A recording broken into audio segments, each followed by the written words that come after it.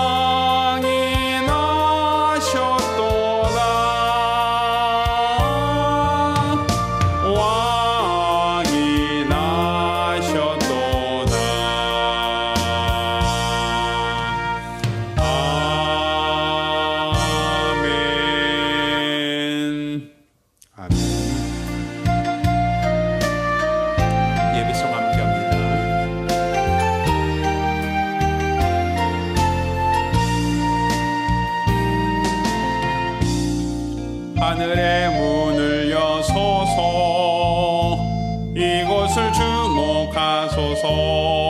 주를 향한 노래가 꺼지지 않으니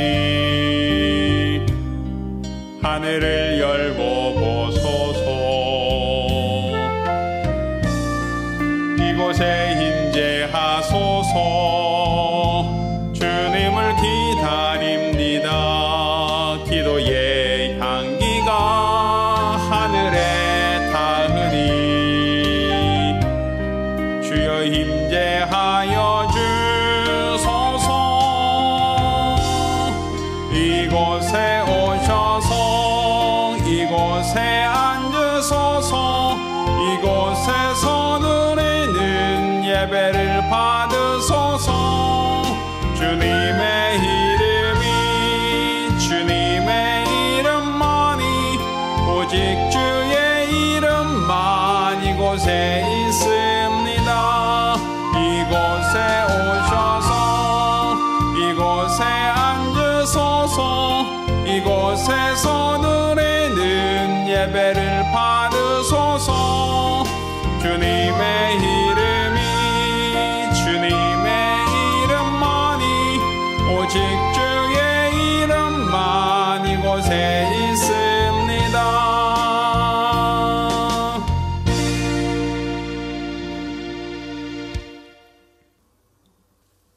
은혜로우신 아버지 하나님, 우리를 사랑하시고 우리에게 귀한 아들 독생자를 보내주사 우리로 죄와 사망에서 구하여 주심을 감사드립니다. 오늘 이 시간 우리가 드리는 이 예배가 우리와 하나님을 화목케 하고자 오신 예수의 공로 의지하여 하나님과 화목케 되는 예배가 되게 하여 주시고, 이로써 그리스도 예수 안에서 우리 하나님의 은혜와 사랑을 경험하고 또 예수로 말미암아 우리 믿음을 하나님께 상달시키는 거룩한 시간 은혜의 예배가 되게 하여 주시옵소서. 살아계신 우리 주 예수 그리스도의 이름으로 기원합니다. 아멘.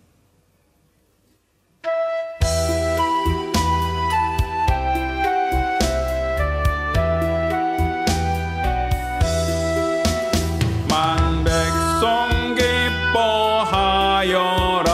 하늘의 평화가 저 마귀 권세 이기고 우리를 구했네. 구세주의 탄생하신 다 함께 기린세. 오 기쁘다 반가운 소식 주 오셨네. 이 땅 위에 평화 내리시네. 양치는 목자들에게 한 천사 나타나 전해주는 소식 온 세상 독한 하나님의 독생자 탄생하시라.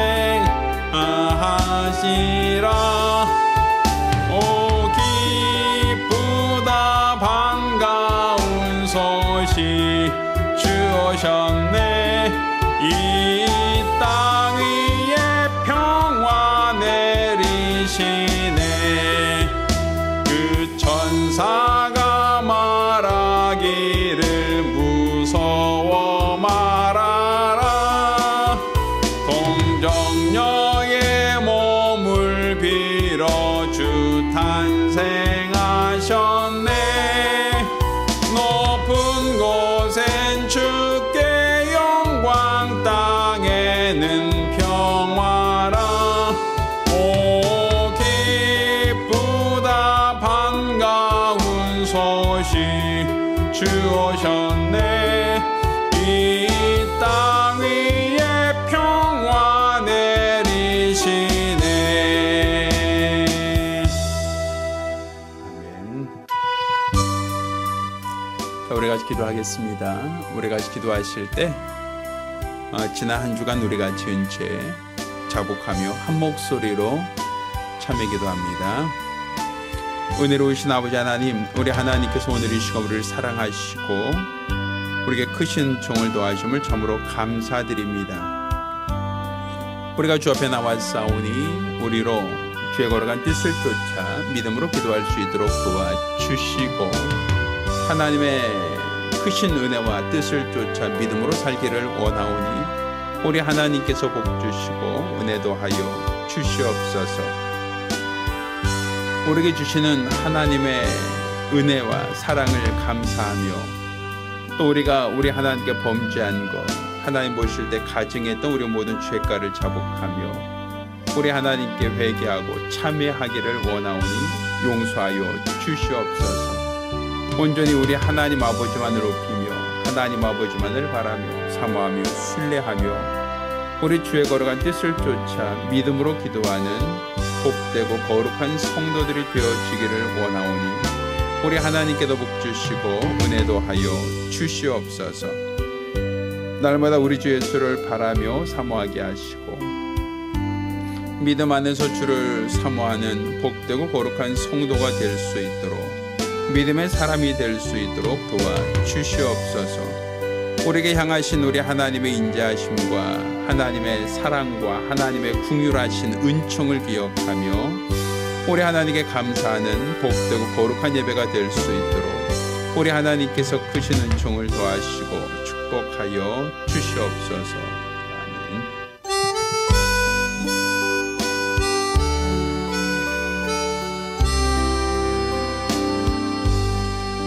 모든 영광을 하나님께 모든 영광을 하나님께 온 마음과 뜻 다해 주 사모합니다. 모든 영광을 하나님께 하나님 찬양 받으소서.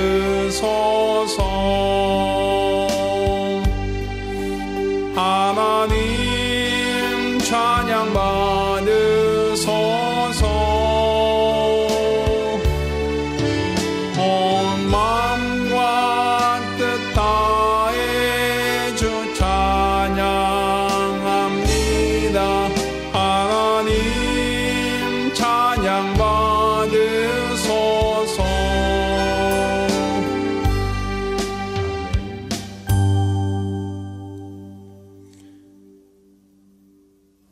아버지 하나님, 감사합니다. 우리 구주 예수 그리스도 보내주시고 우리 모든 죄와 허물을 대속케 하시며 우리로 하나님의 은혜로 살게 하심을 감사드립니다. 이제 우리가 하나님께 받은 은혜를 감사하는 마음으로 주 앞에 나와 예배를 드리오니 이 예배를 받아 주시옵시고 또 우리 하나님께 수입의 10분의 1을 구별하여 드려진 예물 하나님이 흠양하시는 향기로운 제물 되게 하여 주시옵소서. 매 주간 혹은 월간 작정함으로 예물 드린 손길을 복주사 저들이 교회 살림과 운영을 도모하며 예물 드렸사오니 하나님께서 영광 받아 주시고 받은 바 그 은혜를 감사하며 감사드린 자들을 기억하사 저들의 삶 속에 풍성한 하나님의 은혜로 말미암아 감사가 끊이지 아니하도록 도와 주시옵소서. 또 우리 하나님께서 주신 명령을 쫓아 선교의 물들인 자를 기억하사 그 물질 더 많은 영혼을 구령하는데 귀하게 사용되어질 수 있도록 도와주시고 저들이 전도자가 받는 상과 그 기업을 받게 도와주시옵소서. 연복의 감사함으로 연복 모든 자들 크신 은혜 도와사 오늘 예배를 통하여 살아계신 주를 뵙게 하시고 하나님의 은혜에 참여할 수 있도록 도와주시옵소서. 감사하며 살아계신 우리 주 예수 이름으로 축복하며 기도합니다. 아멘. 오늘 주 앞에 감사하며 예물 드린 우리 모든 성도들과 가정들마다 하나님의 신령한 복과 은혜 있기를 예수 이름으로 축원합니다. 할렐루야. 하나님 말씀 함께 봉독합니다. 함께 봉독하실 하나님 말씀 마태복음 1장 18절로 25절까지 말씀을 교독하겠습니다. 오늘 함께 봉독하실 하나님 말씀 마태복음 1장 18절로 25절까지 말씀을 교독합니다. 마지막 절은 같이 읽겠습니다. 예수 그리스도의 나심은 이러하니라. 그 모친 마리아가 요셉과 정혼하고 동거하기 전에 성령으로 잉태된 것이 나타났더니 그 남편 요셉은 의로운 사람이라 저를 드러내지 아니하고 가만히 끊고자 하여 이 일을 생각할 때에 주의 사자가 현몽하여 가로되 다윗의 자손 요셉아 내 아내 마리아 데려오기를 무서워 말라. 저에게 잉태된 자는 성령으로 된 것이라. 아들을 낳으리니 이름을 예수라 하라. 이는 그가 자기 백성을 저희 죄에서 구원할 자이심이라 하니라. 이 모든 일이 된 것은 주께서 선제로 하신 말씀을 이루려 하심이니 가라사대 보라 처녀가 잉태하여 아들을 낳을 것이요 그 이름은 임마누엘이라 하리라 하셨으니 이를 번역한즉 하나님이 우리와 함께 계시다 함이라. 요셉이 잠을 깨어 일어나서 주의 사자의 분부대로 행하여 그 아내를 데려왔으나 아들을 낳기까지 동침치 아니하더니 나음의 이름을 예수라 하니라. 아멘. 자, 오늘은 마태복음 1장 18절로 25절까지 말씀을 중심으로 처녀가 낳은 다윗의 자손이라는 제목으로 하나님 말씀 함께 나누겠습니다. 하나님은 유일하신 참 신이십니다. 세상에 종교가 많죠. 불교도 있고 또 이슬람교도 있고 힌두교도 있고 유교 기타 우리가 다 헤아릴 수 없을 만큼 세상에는 수많은 종교가 있고 또 그 종교들마다 각자 자기들이 섬기는 신, 자기들이 경배하는 신이 각각 다를 수 있습니다. 그러다 보니 사람들은 당신의 종교가 무엇입니까? 라고 말하면 또 물어보면 어떤 사람은 불교요 혹은 이슬람교요 혹은 힌두교요 라고 수많은 자기가 믿는 자기가 신봉하는 종교 이름을 댑니다. 우리 크리스찬들도 당신의 종교가 무엇입니까? 라고 물어보면 우리는 당연히 기독교라고 이야기를 할 겁니다.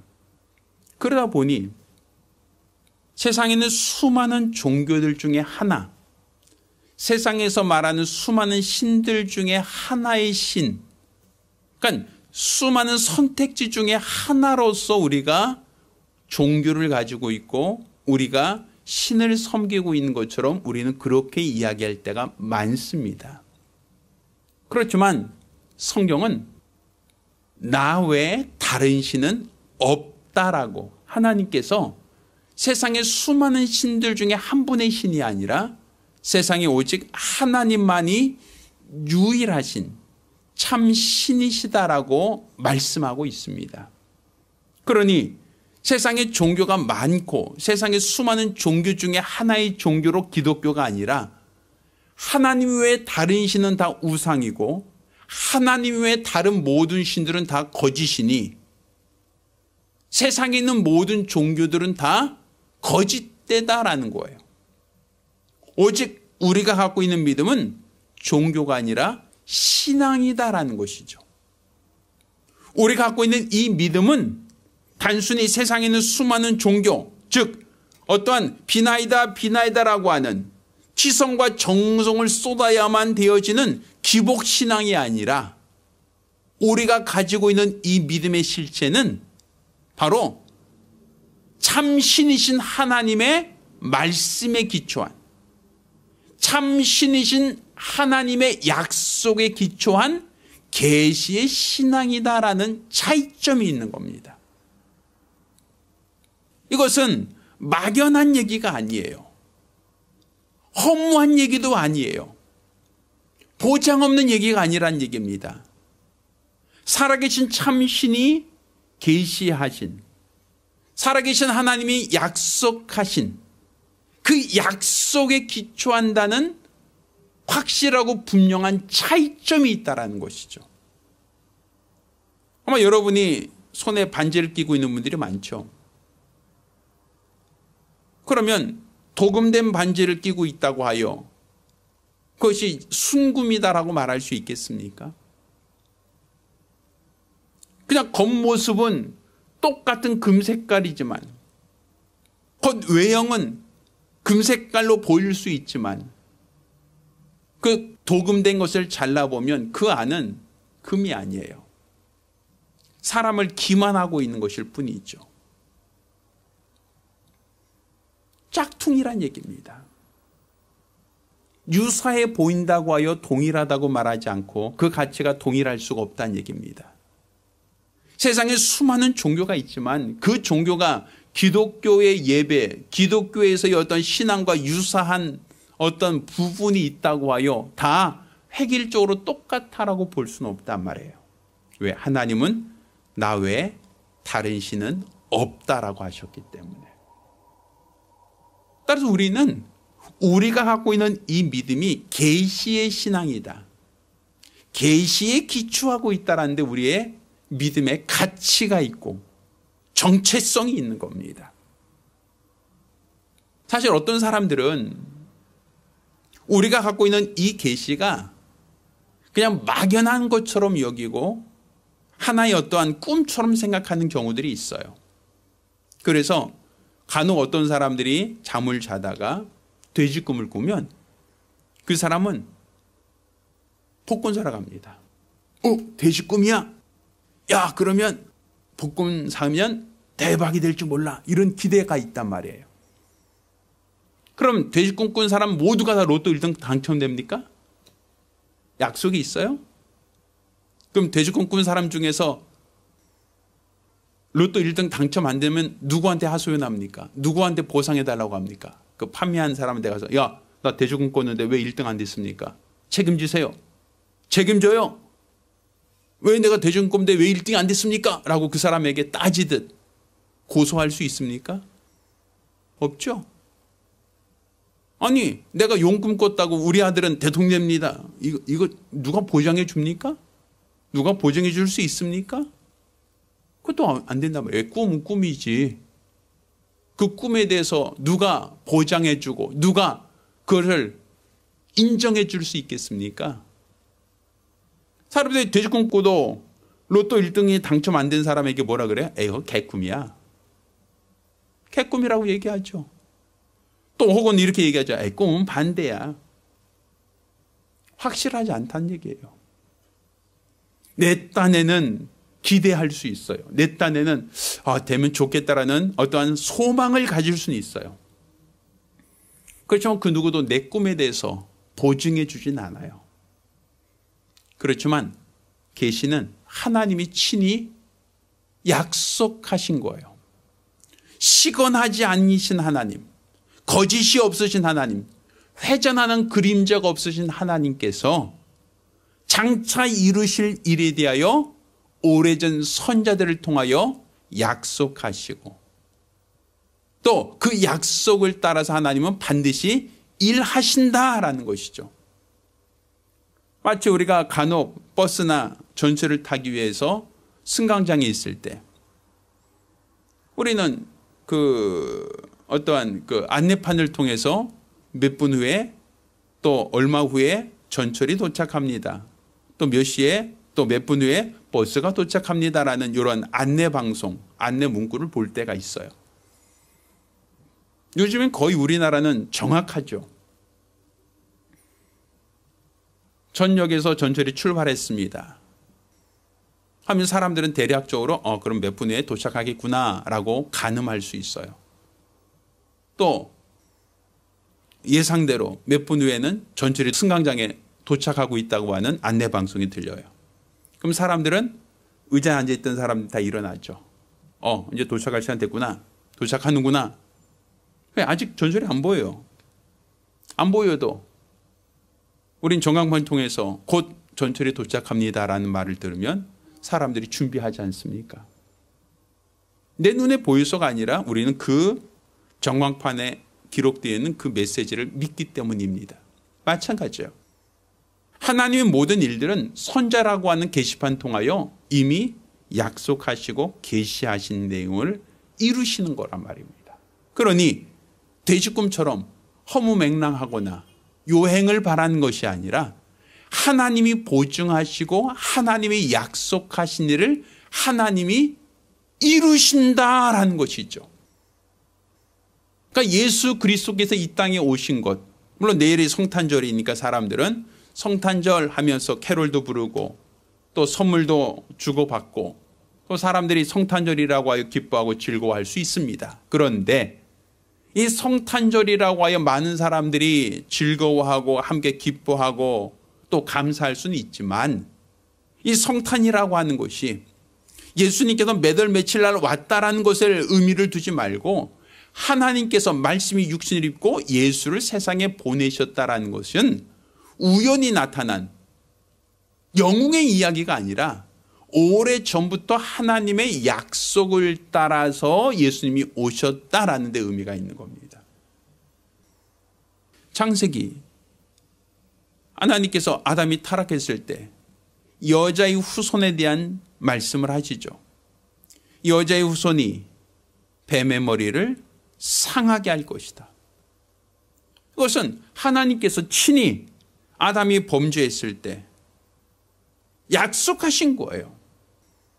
그 약속하신 것을 모세가 성경에 기록하고 있죠. 그러니까 모세란 사람은 예수님 이후에 태어난 사람이 아니죠. 예수님보다 훨씬 더 그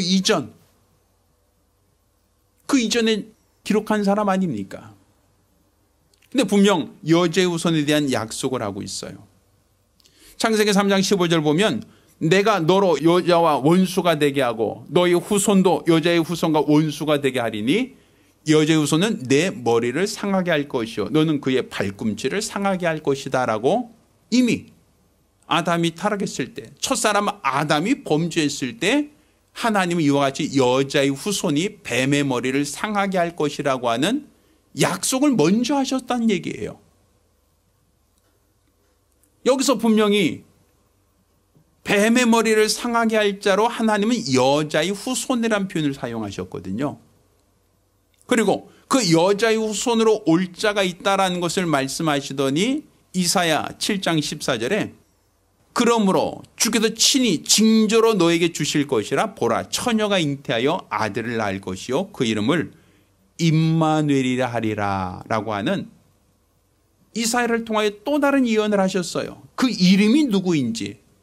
그러니까 여자의 후손으로 오신다고 했던 그냥 막연한 대상을 보다 더 구체적으로 처녀가 잉태한다. 그러니까 여자가 낳은 모든 사람이 뱀의 머리를 상하게 할 것이 아니라 여자가 낳은 여자의 후손은 결혼해서 낳은 그 아주머니들, 결혼해서 낳은 부부 그 아이를 통해서가 아니라 처녀가 잉태할 것이다라고 보다 더 구체적으로 말씀하셨고 그 이름은 임마누엘이라 할 것이다라고 하는 그 이름까지도 하나님께서 구체적으로 말씀하셨단 말이에요.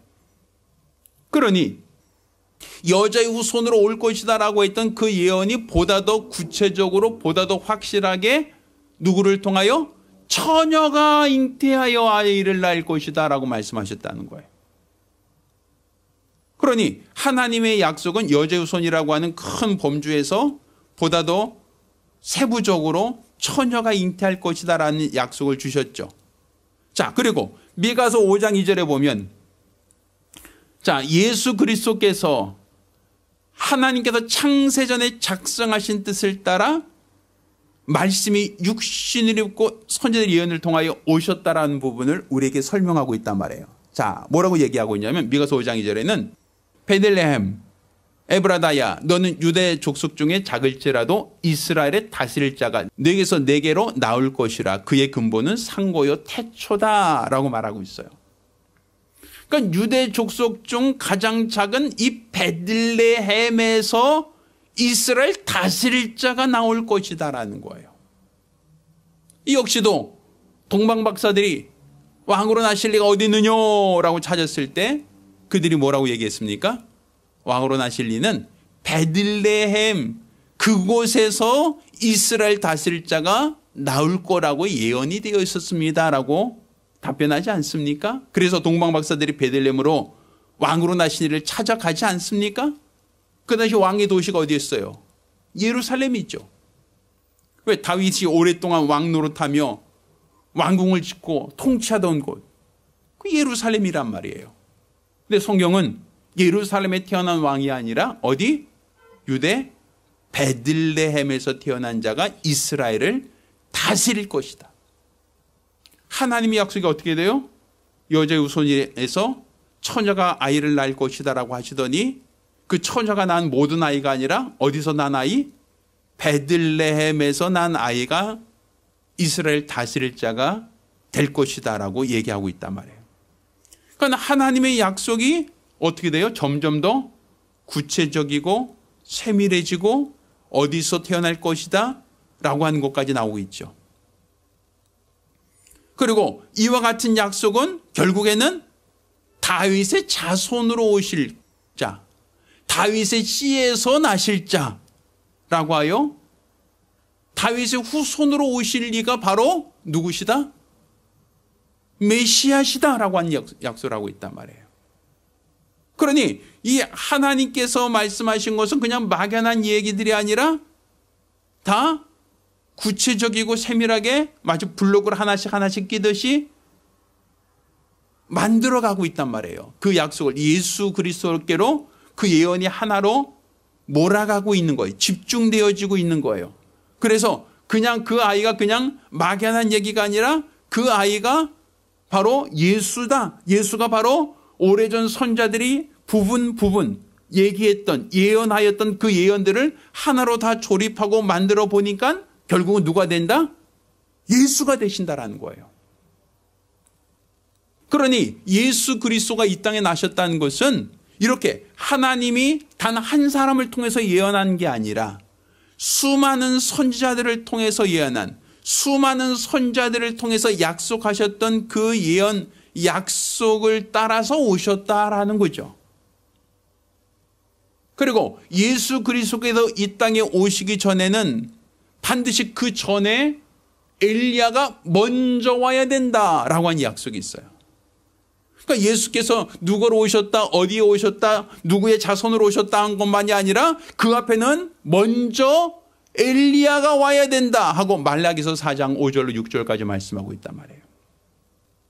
자, 그래서 그 말라기서 4장 5절 6절에는 보라, 여호와의 크고 두려운 날이 이르기 전에 내가 선지 엘리야를 너에게 보내리니 그가 아비의 마음을 자녀에게로 돌이키게 하고 자녀 마음을 그들이 아비에게로 돌이키게 하리라. 돌이키지 아니하면 두렵고 내려와서 저주로 그 땅을 칠까 하노라 하며 먼저 엘리야가 오겠다라는 얘기를 한단 말이에요.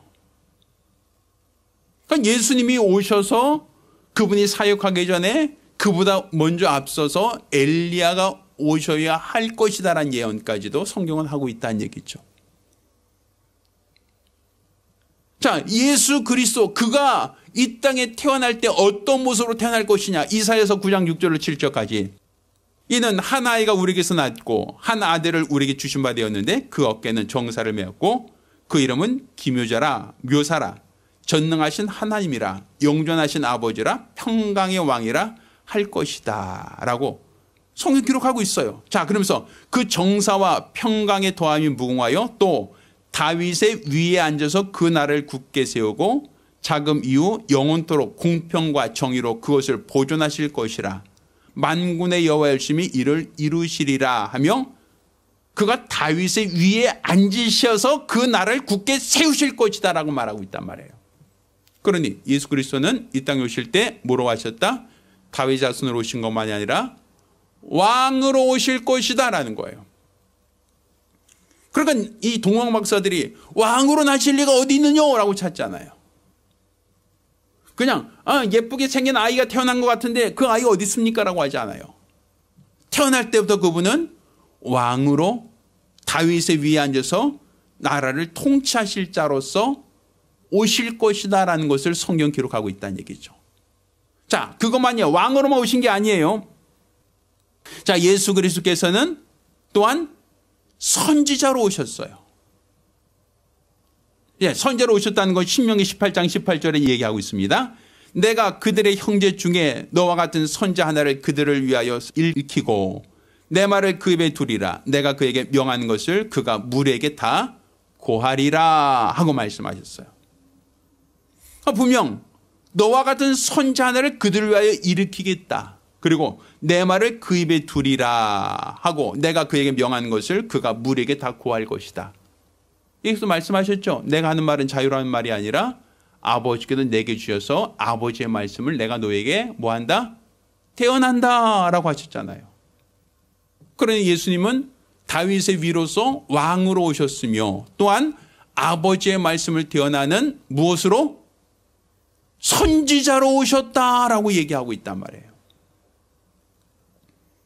그럼 예수께서 그리스도 되셨다, 기름 부음 받았다는 것은 왕으로 오셨다, 다윗의 위로서 왕으로 오셨다는 것과 또한 그가 아버지의 말씀을 대언하는 선자로 오셨다는 것을 뜻하는 것이고, 또한 예수 그리스도는 시편 110편 4절에 보면 이와 같이 얘기하고 있어요. 여호와는 맹세하고 변치 아니하시리라 이르시기를 너는 멜기세덱의 반체를 쫓아 영원한 제사장이라 하였도다 라고 말하고 있어요. 그러니까 예수께서는 레위 지파가 아니라 멜기세덱의 반체를 쫓은 무엇이다? 영원한 제사장으로 오셨다라는 거예요. 히브리서도 똑같이 얘기하고 있죠. 예수는 멜기세덱의 반차를 쫓아 세상에 오신 제사장으로 하나님과 우리 사이를 뭐 하셨다? 중보하셨다라고 말하고 있지 않아요? 이게 다 예언된 얘기예요. 예수가 오셔서 난 이거 하고 싶어요, 저거 하고 싶어요, 나 이 일을 할게요 라고 한 게 아니라 그가 태어나기 전부터 이미 하나님께서는 예수를 세상 제일 주관하는 하나님의 어린 양으로 예정하셨고, 또 하나님께서 예수 그리스도 오시면 그가 이스라엘의 왕 곧 다윗의 위를 가지고 이 나라를 통치하실 자로 오실 것이다라고 약속하셨고, 또 예수께서는 하나님의 말씀을 대언하는 선자로 그 역할을 할 것이다라고 말씀하셨고, 또 하나님께서는 그가 레위 지파가 아닌 멜기세덱의 반차를 쫓아서 하나님의 제사장으로 오셔서 그 일을 하실 것이다라고 예언하고 있단 말이에요. 그러니까 우리가 예수를 그리스도다, 곧 기름 부음 받은 자다라고 하는 것은 이미 성경에 이와 같이 왕으로서, 선자로서, 제사장으로서 기름 부음 받은 자로 그 역할을 감당하시러 오실 것이다라는 예언이 성취된 것이다라는 것이죠. 그러니까 지금 예수 그리스도께서 사람들이 예수를 무시하고 예수를 십자가에 못 박아 죽이자라고 한 것, 이거는 예수님이 재수가 없어 죽으신 게 아니에요. 성경은 이와 같이 얘기합니다. 에레미야서 31장 31절로부터 보면 나 여호와가 말하노라 보라 날이 이르리니 내가 이스라엘 집과 유다 집에 새 언약을 세우리라 하면서 얘기해요. 나 여호와가 말하노라 이 언약은 내가 그들의 열줄 손을 잡고 애굽 땅에서 인도하여 내던 날에 세운 것과 같지 아니할 것은 내가 그들이 남편이 되었어도 그들이 내 언약을 파괴하였음이니라. 나 여호와가 말하노라 그러나 그날 후에는 내가 이스라엘 집에 세울 언약은 이러하니 곧 내가 나의 법을 그들의 속에 두며 내 마음에 기록하여 나는 그들의 하나님이 되고 그들은 내 백성이 될 것이라 하면서 뭐라고 얘기하냐고요? 자, 그들이 다시는 각기 이웃과 형제를 가리켜 이르기를 너는 여호와를 알라 하지 아니하리니 이 작은 자로부터 큰 자까지 다 나를 알미니라. 내가 그들의 죄악을 사하고 다시는 그 죄를 기억지 아니하리라 여호와의 말이니라 하면서 지금 그들의 죄악을 사하고 기억하지 않겠다라고 하는 약속을 세워요. 하나님께서. 하나님이 이스라엘 그들에게 내가 저들의 죄악을 사하겠다, 다시는 그 죄를 기억하지 않겠다라는 약속을 주셔요. 그리고 그 약속대로 예수가 오셔서 뭐 하신 거예요? 우리의 죄를 담당하신 거예요. 왜? 하나님이 그 약속을 뭐 하시려고? 지키시려고. 내가 그들의 죄악을 사하고 그들의 죄를 기억하지 않겠다는 그 약속을 지키려고 예수를 십자가에 못 박으신 거예요. 피 흘려 대속의 피를 흘리게 하신 거예요. 그러니 예수님께서 재수가 없어서 나쁜 사람 만나서 좋지 않은 사람들 때문에 십자가를 지신 게 아니란 얘기죠. 하나님께서 그들의 죄를 사하고 내가 그들의 죄를 용서하겠다는 그 약속을 이루시기 위해서라고 하는 거예요. 그래서 이사야 53장에는 이와 같이 얘기하는 겁니다. 그가 찔림은 우리의 허물을 인하며 그가 상함은 우리의 죄악을 인함이라. 그가 징계를 받음으로 우리가 평을 누리고 그가 채찍을 맞음으로 우리가 나음을 얻었다라는 말씀을 하시는 거예요. 그러니까 예수님이 이 땅에서 고난당하시고 태어나는 것까지도 예언을 성취고 또 그가 왕으로서 선자로서 제사장으로서의 사역을 감당할 것이다라는 것도 예언을 따라서 또 예수님께서 십자가 달려서 피 흘려 죽으시는 것도 예언을 따라서 그 모든 것은 다 우리의 죄를 용서하시고 우리 죄를 사하시려고 하는 하나님의 뜻을 이루시기 위해서라고 기록하고 있는 겁니다. 그러니 예수님이 나신 것부터 시작하여 여자의 후손으로 나셔서 처녀의 몸으로 잉태되어 베들레헴의 다윗 자손으로 나시고 그가 이 땅에서 사역하셨던 그 모든 것들은 우연이 아니에요. 신화도 아니에요. 사람이 꾸며낸 이야기도 아니에요. 이 모든 것은 이미 오래전 선자들을 통하여 약속되어져 있던 것, 예언되어져 있던 것을 쫓아서 예수님이 오셨고 그 예언을 따라서 그분이 아버지 뜻대로 왕으로서 선자로서 제사장으로서의 사역을 감당하시고 또 그가 우리의 모든 죄를 용서하시겠다는 하나님의 뜻을 쫓아서 죄 없는 분이 십자가에 못 박혀 죽으시되 피 흘려 죽으신 겁니다. 이 모든 일을 응하신 것은 바로 하나님이 정하신 뜻이란 말이에요. 하나님의 약속이 성취되어졌다는 얘기죠. 그러니 지금 우리가 갖고 있는 이 믿음은 세상에 있는 수많은 종교와 같지 않다는 거예요.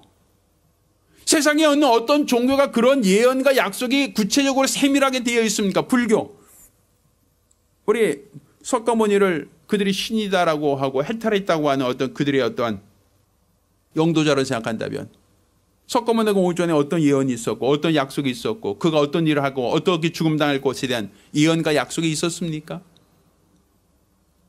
이슬람교 마호메트가 태어나기 전부터 예언이 있고 약속이 있고 그 예언의 성취가 있었습니까? 힌두교 어떤 무슨 소가 어떤 신이 될 것이다 아니면 너희의 모든 죄를 없앨 것이다라는 또 다른 예언이 있습니까? 세상 어떤 종교가 그런 예언이 있습니까? 세상 어떤 종교에서 예언이 있고 그 예언의 성취가 있습니까? 없단 말이에요. 지금 우리가 갖고 있는 이 신앙, 우리가 가지고 있는 이 신앙이 얼마나 가치가 있는지를 좀 깨달아야 된다는 얘기죠. 어떤 분이 그러더라고요. 다이아몬드 진짜인지 가짜인지 확인하는 방법 아냐고.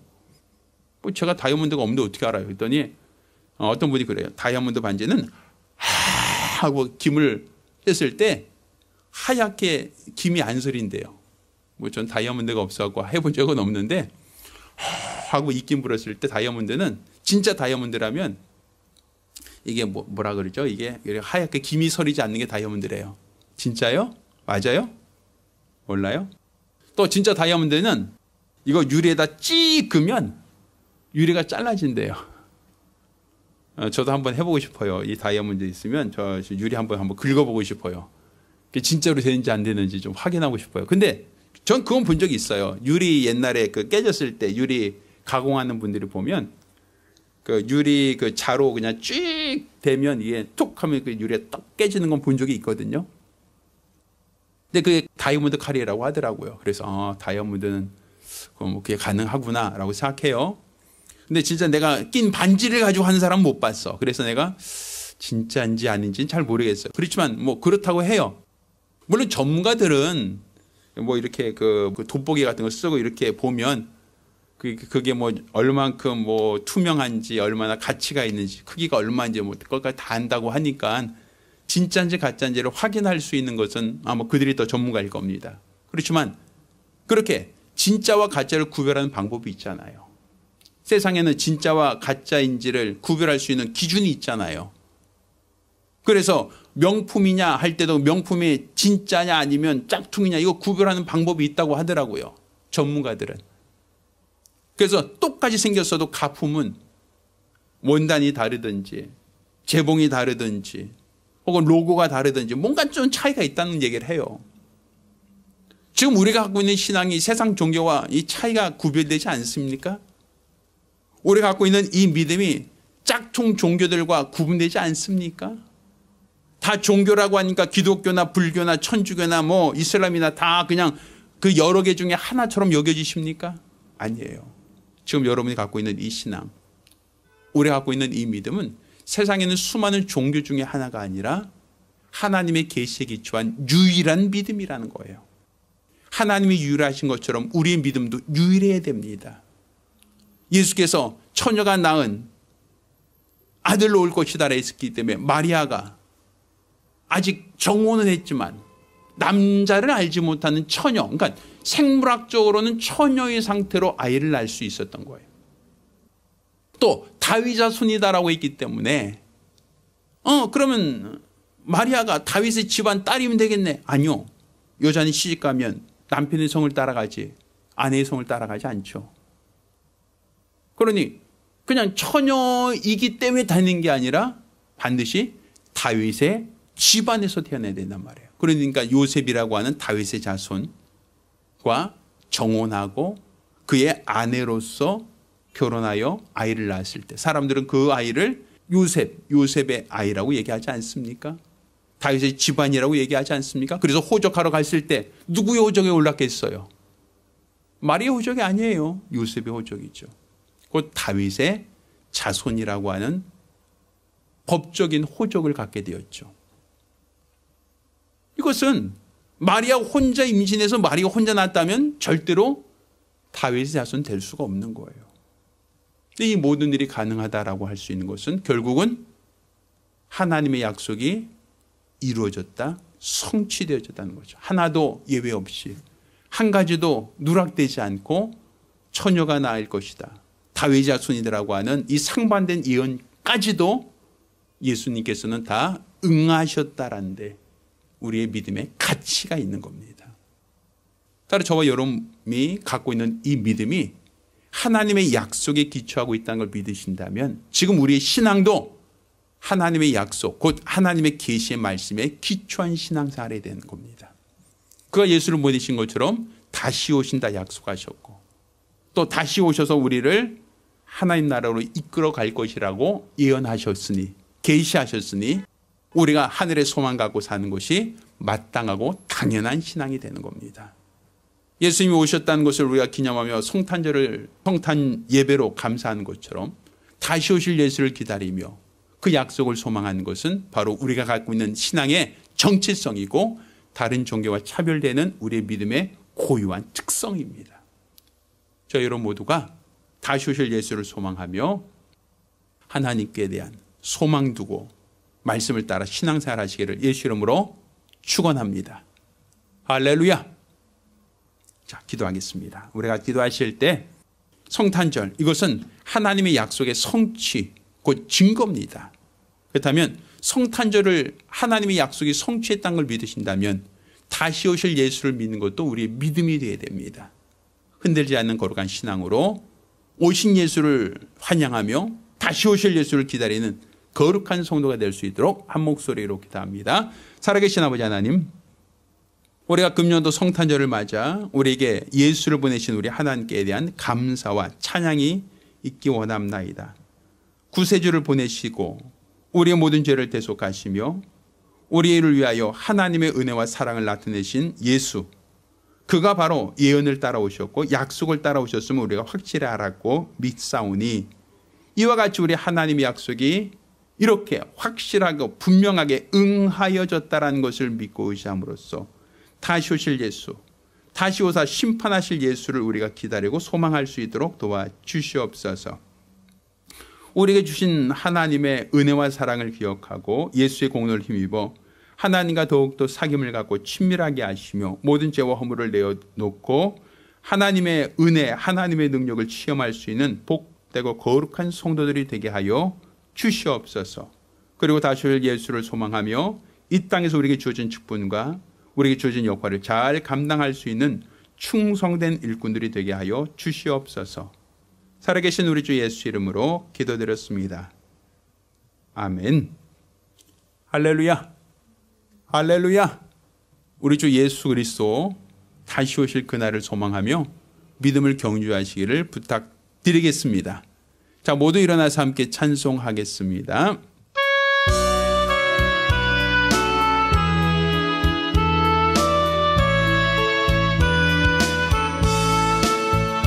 삼만 가운 신도여 하이리와 베들레헴 성내에 가봅시다. 저 고유에 누이신 아기를 보고 엎드려 절하세. 엎드려 절하세.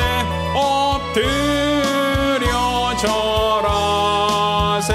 구세 주나네. 저 천사여 찬송을 높이 불러서 온 왕활한 천지를 울리게 해. 주 하나님에게는 영광 돌리고 엎드려 절하세. 엎드려 절하세. 엎드려 절하세. 구세 주나네. 이 세상에 주께서 항생할 때에 참신과 참 사람이 되시려고 동정녀의 몸에서 나시었으니 엎드려 절하세. 엎드려 절하세. 엎드려 절하세. 구세 주나네. 여호와의 말씀이 육신을 입어 날 구원할 구주가 되셨도다. 늘 감사한 찬송을 돌려보내고 엎드려 절하세. 엎드려 절하세. 엎드려 절하세. 구세 주나네. 아멘.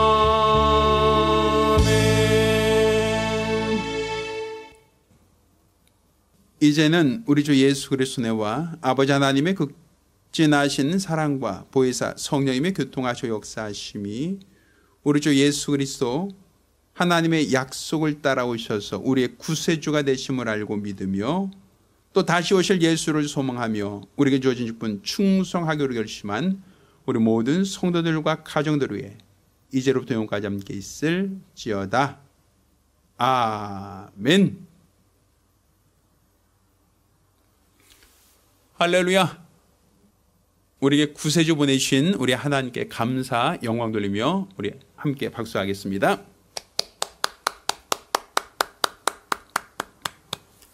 그리고 내일 성탄주일은 11시 예배 연합 예배로 드리겠습니다. 오늘 성탄 전야 예배는 별도로 없고 성탄절 감사 예배만 내일 오전 11시에 이 자리에서 같이 예배 드린다는 거 기억하시고 함께 우리 주 예수를 보내신 우리 하나님께 감사하며 예배 참여하시기를 부탁드리겠습니다. 감사합니다.